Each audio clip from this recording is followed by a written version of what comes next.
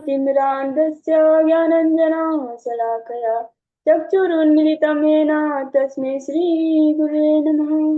वन्देऽहं श्रीगुरो श्रीयुतपदकमलं श्रीगुरुन् वैष्णवांस श्रीरूपं साग्रजातं सहगणरघुनाथान्वितं तं सजीवं सावधूतं सावधूतं परिजनसहितं कृष्णचैतन्यदेवम् श्री राधा कृष्ण पदान् सहगण ललिता श्री विशाखान्विताश्च नमो महावदन्याय कृष्ण प्रेम प्रदायते कृष्णाय कृष्ण चैतन्य नामने गौतुसे नमः।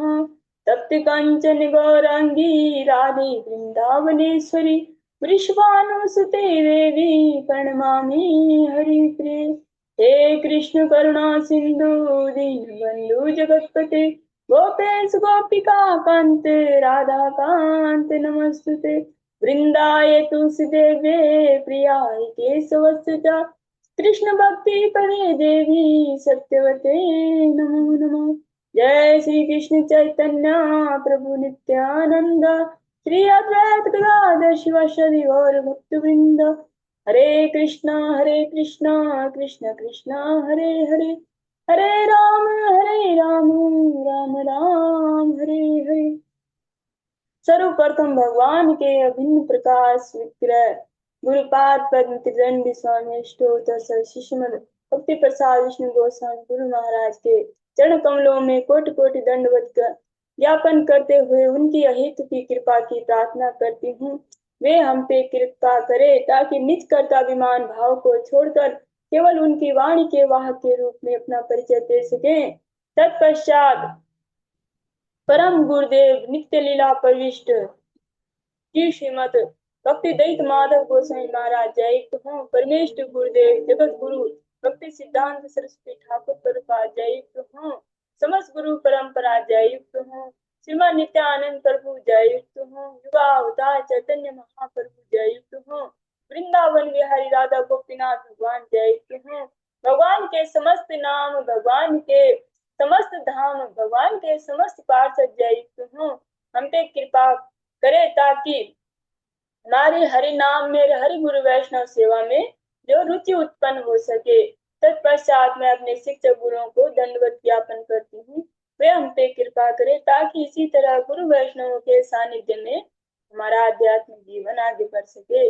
आज की प्रातःकालीन कक्षा को प्रारंभ करते हैं। ओम नमो भगवते वासुदेवाय। ओम नमो भगवते वासुदेवाय। ओम नमो भगवते वासुदेवाय। हम सब श्रवण कर रहे हैं ग्रंथराज भागवतम। इसका हम चतुर्थ स्कंद का चतुर्थ अध्याय का हम यह 21वां श्लोक से प्रारंभ करते हैं। हम सब प्रसंग श्रवण कर रहे हैं जब सती माता ने ये त्याग किया था जो दक्ष प्रजापति के यज्ञशाला में।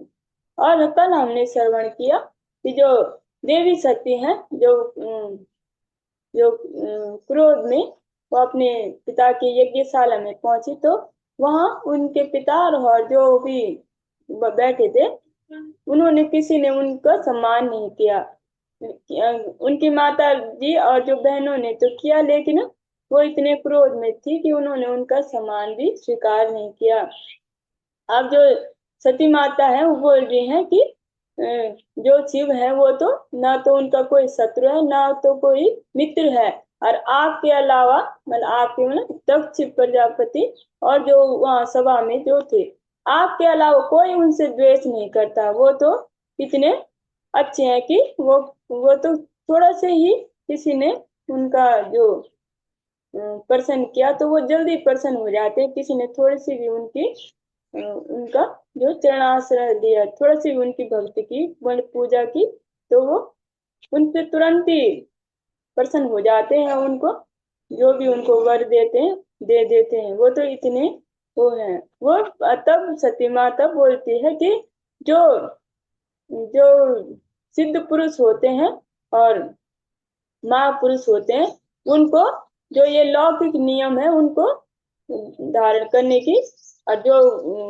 वेदों में नियम है उनको धारण करने की कोई आवश्यकता नहीं, क्योंकि वो तो दिव्य है, उनका शरीर दिव्य है और वो भी दिव्य है। उनको ये सब करने की जरूरत नहीं पड़ती, क्योंकि ये सब जो जो नहाने धोने ये तो हम लोगों पे और जो ऐसे जीवात्मा है उनको करना पड़ता है, लेकिन जो सिद्ध पुरुष हैं वो नहीं भी करेंगे तो कोई उसमें कोई उनको बोल नहीं सकते। वो किसी मतलब वो किसी भी प्रकार के नियम का उल्लंघन नहीं कर रहे हैं।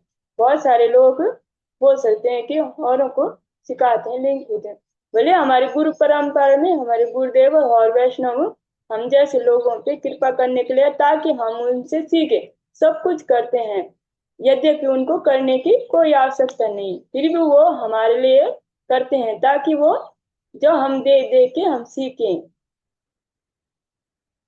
तो ऐसे ही जो सती माता है बोल रही है कि जो सिद्ध महापुरुष होते हैं उनको लौकिक नियमों का धारण करने की, पालन करने की कोई आवश्यकता नहीं। जो उनके पिता ने बोला था कि ये नहाता नहीं है, शमशान में रहता है और इस तरह नमस्कार नहीं करता, और इस तरह से जो जो जो उन्होंने क्रोध किया था, तो तब सती माता उनका उत्तर दे रही है। अब हम 21वें श्लोक से प्रारंभ करते हैं।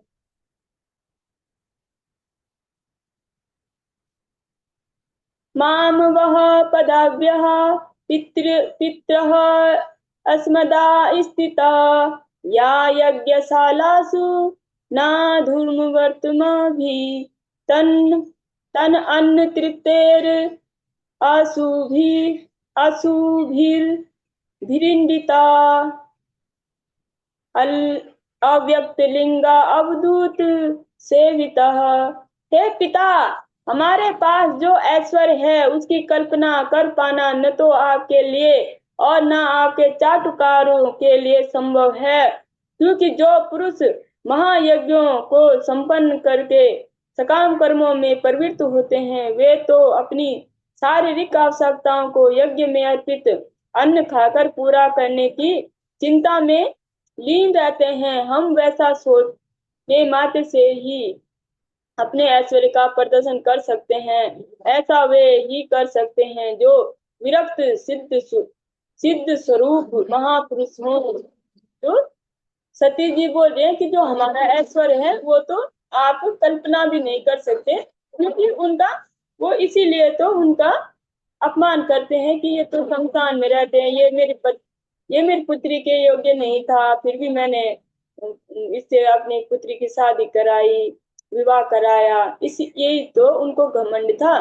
तो सती जी बोल रहे हैं कि जो हमारे पास ऐश्वर्य है उसकी तो आप कल्पना भी नहीं कर सकते। आगे जो शिव जी का जो ऐश्वर्य है आगे के अध्याय में हम श्रवण करेंगे, जब वो जब सती माता देह त्याग करती है, और तब जब ब्रह्मा जी और भी देवगण उनसे मिलने जाते हैं, तब इस ऐश्वर्य का हम लोग श्रवण करेंगे, जो क्योंकि उनका ऐश्वर्य अकल्पनीय है।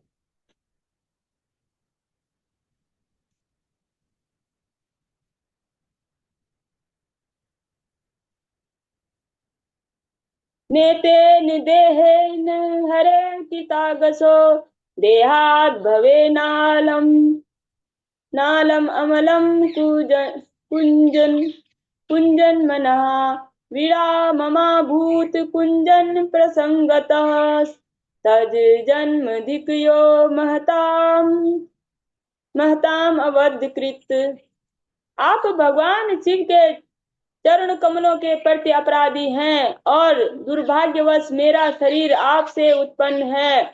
मुझे आपने इस शरीर संबंध के लिए अत्यधिक लज्जा आ रही है, और मैं अपनी स्वयं भर्त्सना करती हूँ कि मेरा शरीर ऐसे व्यक्ति से संबंधित दूषित है जो महापुरुषों के चरण कमलों के प्रति अपराधी है। अब सती जी बोल रहे हैं कि मैं खुद की भर्त्सना करती हूँ कि मेरा संबंध ऐसे व्यक्ति से है कि जो जो महापुरुषों की, जो सिद्ध पुरुषों की, जो महाभागवतों की जो चरणों में अपराध करते हैं, जो भक्तों के अपराधी हैं, जो महापुरुषों के अपराधी हैं, उनकी मैं वो मेरे पिता है। मुझे बोल रहे कि मुझे अत्यधिक लज्जा आ रही है, कि मुझे बहुत लज्जा आ रही कि आप मेरे पिता हैं और ये शरीर मैंने आपसे प्राप्त किया है।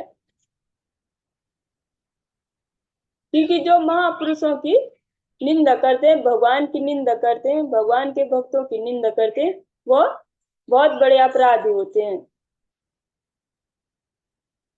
गोत्रं त्वदीयं भगवान् विष्णुध्वजो दक्षायणीत्याह यदा सुदुर्मनः व्यपेत नर्मा स्मितमासु ददाहं व्यतस्त्रक्षयः एतत् कूणम्पं त्वदङ्गजम्।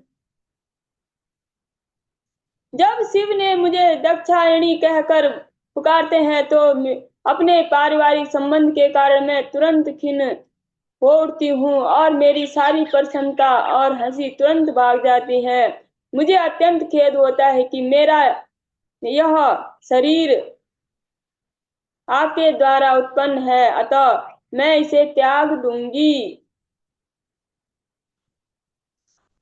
अब जो सती जी बोल रहे हैं, जब जो उनके पति हैं, जो शिव जी हैं, वो जब उन्हें दक्षायणी मतलब दक्ष की पुत्री कहकर इस तरह से बुलाते हैं तो बोलते हैं मुझे बहुत घृणा, बहुत चिढ़ आती है इस संबंध से, और मैं क्या करती हूँ, और मेरी जो प्रसन्नता है तुरंत भाग जाती है। मुझे अत्यंत खेद होता है कि मेरा यह शरीर आपके द्वारा उत्पन्न है, अतः इसे मैं त्याग दूंगी। मैत्रेयवाच इत्या इत्या अव इत्या अधवरे दक्षम् अनुद्धं शत्रुहन् चित्ताबुद्धीचि निषाद शान्तवाक् तिष्ठावजलं पीतदुकूलं संवृतः निमील्य दिग्योगपन्थं समाविशत्।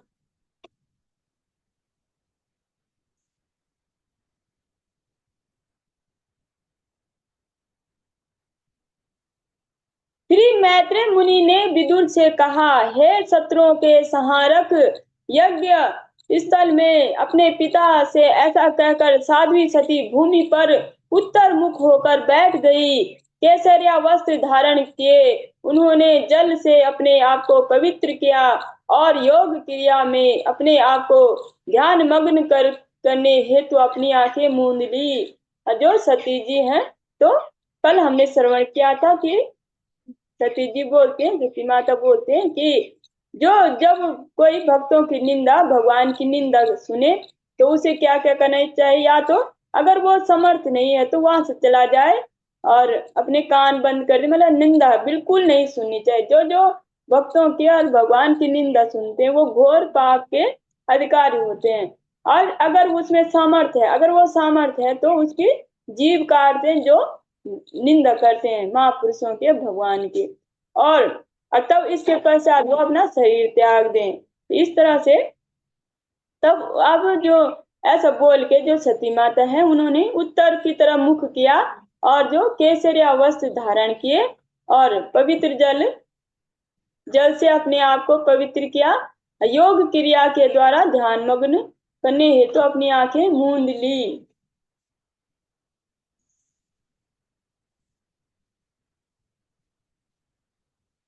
स्थित्वा समनावनिलोजितासना सोदान सोदानम् उत्थाप्य च चक्रतः शनैर्हृदि स्थाप्य धियोरसि स्थितं कण्ठात् भूर्भुवो मध्यम अनिन्दिताय अनिन्दितान्यत्। सर्वप्रथम उन्होंने अपेक्षित रीति से आसन जमाया और फिर प्राणवायु को ऊपर खींचकर नाभि के निकट संतुलित अवस्था में स्थापित कर दिया। तब प्राणवायु को उत्थापित करके बुद्धिपूर्वक उसे वे हृदय में ले गई। फिर धीरे धीरे श्वास मार्ग से होते हुए क्रमशः दोनों भवों के बीच में ले आई। इस तरह से उन्होंने योगाभ्यास से स्वयं अग्नि प्रकट की।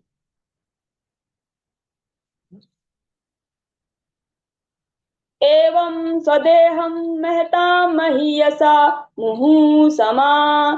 मुहुः समारोपितम् अंकमादरात् जिहासति दक्षिरुषा मनस्विनी ददार गोत्रे स्वनीलाग्निधारणाम्। इस प्रकार महर्षियों तथा संतों द्वारा आराध्य तथा शिव की गोद में जिस शरीर को अत्यंत आदर तथा प्रेम से बैठाया गया था, अपने पिता के प्रति रोष के कारण साध्वी सती ने अपने उस शरीर का परित्याग करने हेतु अपने शरीर के अंदर अग्निमय वायु का ध्यान करना प्रारंभ कर दिया।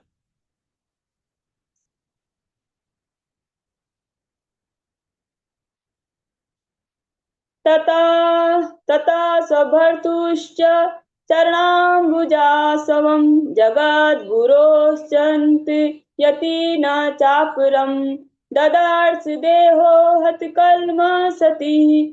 हतकल्मषः सती सद्दा प्रज्वाल समाधि जाग्निनः। साध्वी सती ने अपना सारा ध्यान अपने पति जो जगत गुरु शिव के पवित्र चरण कमलों पर केंद्रित कर दिया। इस प्रकार वे समस्त पापों से शुद्ध हो गई। उन्होंने अग्निमय तत्वों के ध्यान द्वारा प्रज्वलित अग्नि में अपने शरीर का परित्याग कर दिया। तत्पश्चातां के भुवि चाभूत महत् आहेति वादा स महान जायत हन्तः प्रिया देवमस्य देवी जहा वसूना केसी सती प्रकोपितः। जब साध्वी सती ने कोपवश अपना शरीर भस्म कर दिया तो समूचे ब्रह्मांड में भयंकर कोलाहल मच गया कि सर्वाधिक पूज्य देवता शिव की पत्नी सती ने इस प्रकार अपना शरीर क्यों त्याग दिया। अहो अनात्म्यं महदस्य पश्चात् प्रजापतेश्च चराचरं प्रजा जहा वसूना यद विमतात्मजा सती मनास्वनीमानम् अभीक्षणम् अर्हति। यह आश्चर्य की बात है कि प्रजापति दक्ष जो समस्त जीवात्माओं का पालनहार है, अपनी पुत्री साध्वी सती के प्रति इतना निरादर पूर्ण था कि उस परम साध्वी एवं महान आत्मा ने उसकी उपेक्षा के कारण अपना शरीर त्याग दिया और सब जगह हल्ला मच गया। सब यही बातें करने लगे कि जो दक्ष प्रजापति है वो तो ब्रह्मा जी ने सबके जगत के पालन करने के लिए उसको चुना था। सभी जो प्रजापतियों में वो मुख्य था, सबका ही वो सब उसका धर्म था कि वो सबका पालन पोषण करे, सबकी रक्षा करे। लेकिन उसने जो अपनी प्रिय पुत्री है उसके प्रति निरादर, उसके प्रति और उसके पति के प्रति क्या किया, निरादर पूर्ण व्यवहार किया, इसलिए उन्होंने अपना शरीर त्याग दिया। इस तरह से पूरी जगह हल्ला मच गया।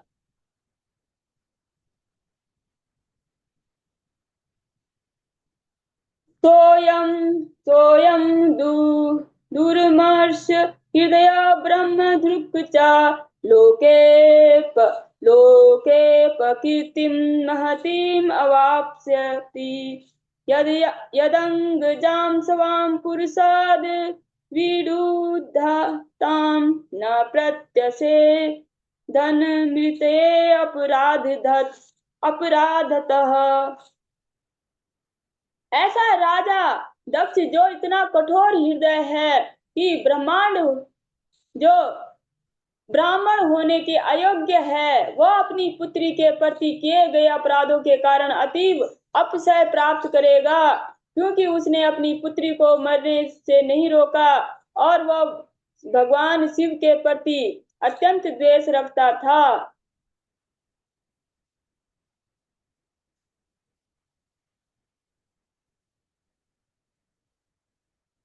वदत् एवं जने सत्यादिष्टा सुत्याग सुत्यागम अद्भुतम दक्षा तदा तद दक्षा तत्पार्षदा हन्तुम उदष्टि उदष्टित नुदा युधा। जिस समय सब लोग साध्वी सती की अद्भुत स्वैच्छिक मृत्यु के विषय में परस्पर बातें कर रहे थे, उसी समय शिव के पार्षद जो साध्वी सती के साथ आए थे अपने अपने हथियार लेकर राजा दक्ष को मारने हेतु उद्धत हो गए। और जो नंदीगण जो शिवगण थे वो भारी थे, जो सती की आज्ञा, सती जी की आज्ञा के आज्ञा को पालन करने के लिए कि वो आप भारी रहे हैं, आप कुछ न करें। चल, लेकिन जब उन्होंने लोगों से सुना, खुशबुआहट हल्ला मच गया कि जो सती माता सती है उन्होंने अपना देह त्याग कर दिया है, तो वो क्रोधवश अब वो उसको मारने के लिए उद्यत हो गए। तेषामापततां वेगं निशम्य भगवान भृगु यज्ञ यज्ञघनेन यजुषा दक्षिणाग्नो जुहावह।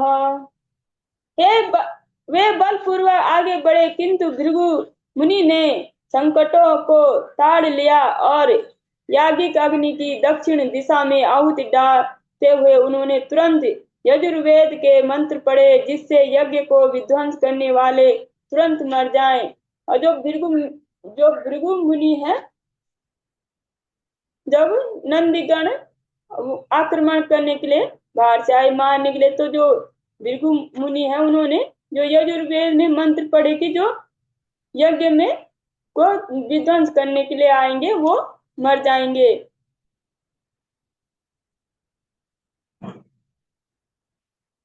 अधर्व अधर्व अधर्वुणा हूयमाने देवा उत्पेतु रोजसा ऋषभो नामा तपसा सोमं प्राप्तः सहस्रशः।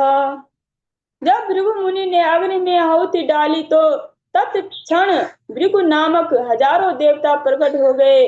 वे सभी शक्तिशाली थे और उन्होंने सोम अर्थात चंद्र से शक्ति प्राप्त की थी, और बहुत सारे जो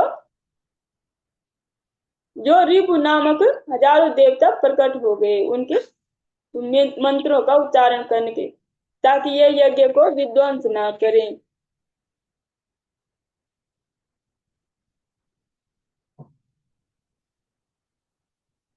तैरलातायुधे सर्वे प्रमथा सह गुहका यन यन यन्यमाना दिशो वेजुरु शक्ति वेजुरु सदभीर ब्रह्म तेजसा। जब ऋभु देवता ने भूतों तथा भूयकों पर यज्ञ की अधजली समाधियों से आक्रमण कर दिया, तो साध्वी सती के सारे अनुचर विभिन्न दिशाओं में भागकर अदृश्य हो गए।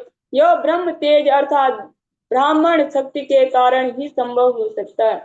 और जब उन्होंने मंत्रोच्चारण के बहुत सारे वो देवता प्रकट कर दिए, तो जो शिवगण है वो उनको तेज वो नहीं कर पाए, और वो क्या हुए, सभी दिशाओं में अदृश्य हो गए, मतलब उनका सामना वो नहीं कर पाए। इसी के साथ ही हमारा चतुर्थ अध्याय संपूर्ण होता है, और अब हम पंचम अध्याय को प्रारंभ करते हैं। राजा दक्ष के यज्ञ का विध्वंस। अब आगे हम श्रवण करते हैं। भो भवान्या निधनम प्रजापते रसत्यकीर्ताय अवगम्य नारदात् स्वपार्षद सैन्य च तदाधर भुवि विद्रावितं क्रोधम अपार मादधे। श्री मैत्रेय मुनि ने आगे कहा, जब शिव ने श्री नारद मुनि से सुना कि उनकी पत्नी साध्वी सती प्रजापति दक्ष द्वारा किए गए अपमान के कारण मर चुकी है और ऋभुओं द्वारा उनके सैनिक खदेड़ दिए गए हैं, तो वे अत्यधिक क्रोधित हो गए।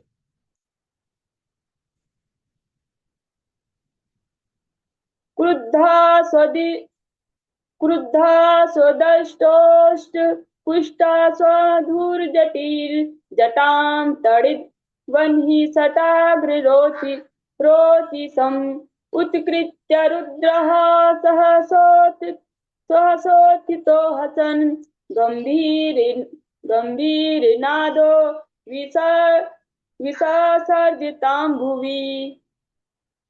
इस प्रकार अत्यधिक क्रुद्ध होने के कारण शिव ने अपने दांतों से होंठों चबाते हुए तुरंत अपनी सिर की जटाओं से एक लट नोच ली, जो बिजली अथवा अग्नि की भांति प्रज्वलित थी। वे पागल की भांति हंसते हुए तुरंत खड़े हो गए और उस लट को पृथ्वी पर पटक दिया।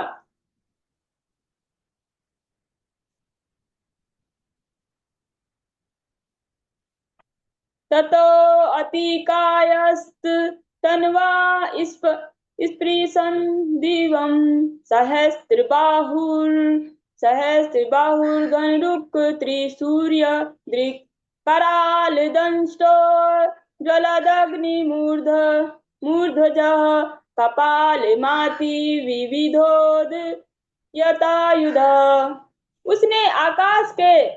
उससे आकाश के समान ऊंचा तथा 3 सूर्यों के सम्मिलित तेज के समान एक भयानक श्याम रंग का असुर उत्पन्न हुआ। उसके दांत अत्यंत भयानक थे और उसके सिर के केश प्रज्वलित अग्नि के समान लग रहे थे।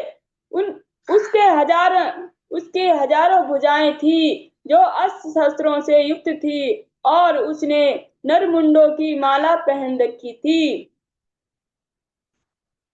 तम किं करोमीति गृणत वदांजलिं भगवान् भूतनाथ दक्षं स यज्ञं जहिमद बष्टानां त्वमग्निरुद्रः बष्टांसको मे। उस महाकाय असुर ने जब हाथ जोड़कर पूछा, हे नाथ मैं क्या करूं? भूतनाथ रूप शिव ने प्रत्यक्ष आदेश दिया, तुम मेरे शरीर से उत्पन्न होने के कारण मेरे समस्त पार्षदों के प्रमुख हुए, अतः यज्ञ स्थल पर जाकर राजा दक्ष को उसके सैनिकों सहित मार डालो। जो शिव हैं वह अब क्रुद्ध रूप में आ गए हैं और जो जिनको भगवान ने स्वयं ही मृत्यु का संहारक के रूप में भेजा है, अब जो वो शिव बहुत ही अत्यंत क्रुद्ध हो गए और उन्होंने जो वो अपनी जटाओं से जो उत्पन्न हो उनसे बोला कि आप क्या करो, दक्ष का जो यज्ञ में जाओ और दक्ष के सैनिकों सहित दक्ष को मार डालो। अज्ञात एवं कुपितेन मनुना सदेव देवं परिचक्रमे विभुं मने तदात्मानं असंग अहंसा महीयसां तात सहसहिष्णु। मैंने श्री मैत्री मुनि ने आगे बताया, हे विदुर, वह श्याम पुरुष श्री भगवान का मूर्तिमंत क्रोध था और शिव के आदेश का पालन करने हेतु उद्यत था। इस प्रकार किसी भी विरोधी शक्ति का सामना करने में अपने आप को समर्थ समझकर उसने भगवान शिव की प्रदक्षिणा की। अन्वीयमानः स तु रुद्र पार्षदे विषं नदस्तु भैरवम् उद्धम्य शूलं जगदन्तकान्तकं सम्प्राद्रवद घोषणं भूषणांग्री। भयंकर गर्जना करते हुए शिव के अनेक सैनिक भी उस भयानक थे उत्पन्न हो रहे थे के साथ हो लिए। वह एक विशाल त्रिशूल लिए था जो इतना भयानक था कि मृत्यु का भी वध करने में समर्थ था और उसने अपने पांव में कड़े पहन रखे थे जो गर्जना करते हुए प्रतीत हो रहे थे।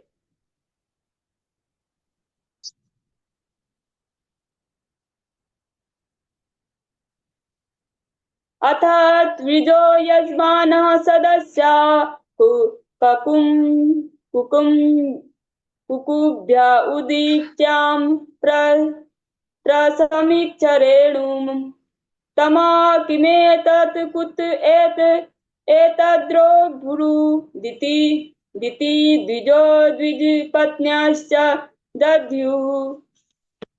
उस समय यज्ञ स्थल में एकत्रित सभी लोग, पुरोहित, प्रमुख यजमान, ब्राह्मण और उनकी पत्नियां आश्चर्य करने लगे कि यह अंधकार कहां से आ रहा है। बाद में उनकी समझ में आया कि यह धूल भरी आंधी थी और वे सभी अत्यंत व्याकुल हो गए थे। अब जब वहां वो जा रहे हैं तो वहां अंधकार और आंधी तूफान भी उनके साथ जा रहे हैं। वाता नवन्ति न हि सन्ति दश्च वः प्राचीन बर्हिर्जीविति उग्रदण्डः गावो न कलयन्त इदं कुतो रजो लोको लोकोऽधुना किं प्रलयाय कल्पते। आंधी के स्रोत के संबंध में अनुमान लगाते हुए उन्होंने कहा, न तो तेज हवाएं चल रही हैं और न गायें ही जा रही हैं।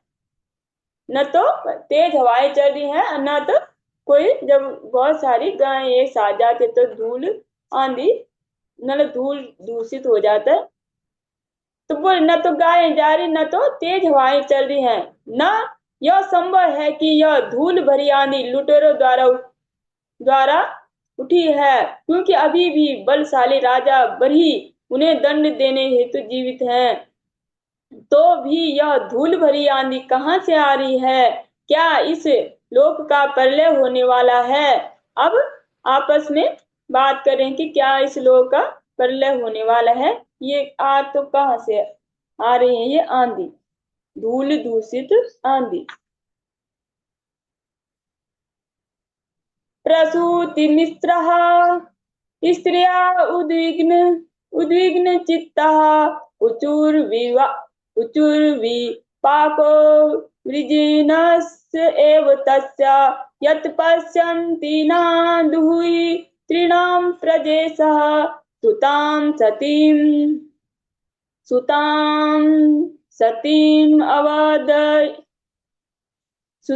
सतीं अधयाव नागाम।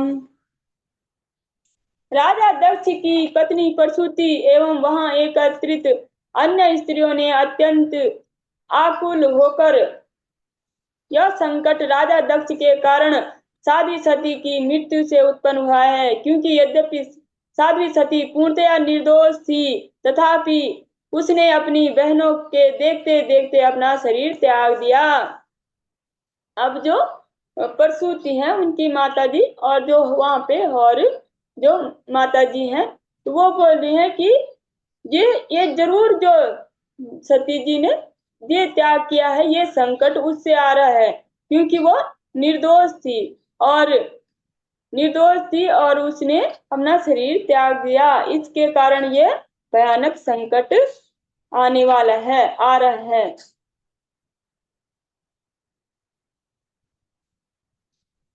यस्त्वन्तकाले वियुक्तजटाकलापा स्वशूलरुच्यार्पित दिग्गजेन्द्रः वितत्य निर्त्युत्य उदिता त्रियोधजान् उच्चाव अट्टहास तनयितनु भिन्न दिक्। प्रलय के समय शिव के बाल बिखर जाते हैं और वे अपने त्रिशूल से विभिन्न दिशाओं के शासक दिक्पतियों को भेद लेते हैं। वे गर्व पूर्वक अट्टहास करते हैं और तांडव नृत्य करते हैं और दिक्पतियों की भुजाओं को पताकों के समान बिखेर देते हैं। जिस प्रकार मेघों की गर्जना से समस्त लोकों में बादल चितरा जाते हैं,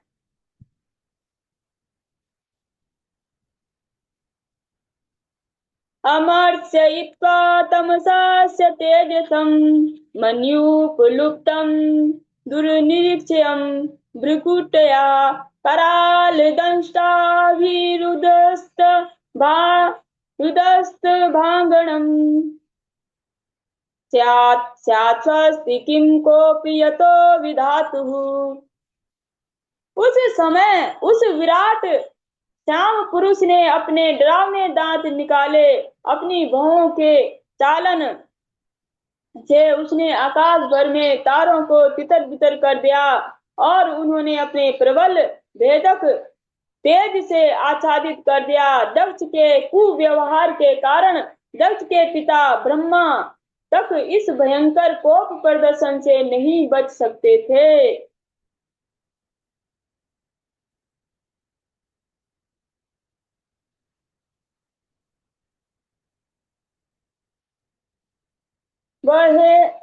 वहेवम् उद्विग्न दिशोऽस्माने जनेन दक्षस्य मुहुर्महात्मना उत्पेतुरुत्पात तमः सहस्रशो भयावहादिविभूमो च पर्यकः। जब सभी लोग परस्पर बातें कर रहे थे तो राजा दक्ष को समस्त दिशाओं से पृथ्वी से तथा आकाश से अशुभ संकेत अपशकुन दिखाई पड़ने लगे। अब जब आपस में सब बात कर रहे थे तो दक्ष को भी पता चल गया और अशुभ संकेत मिलने प्रारंभ हो गए।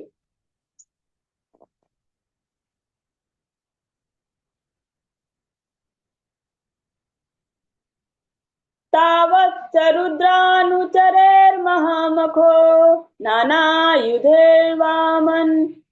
वामन के रुदायुधे पंगेऽपि संगेरम् अकरोद अरानने पर्याद्रवद्भिर् विदुरान् वरुध्यतः।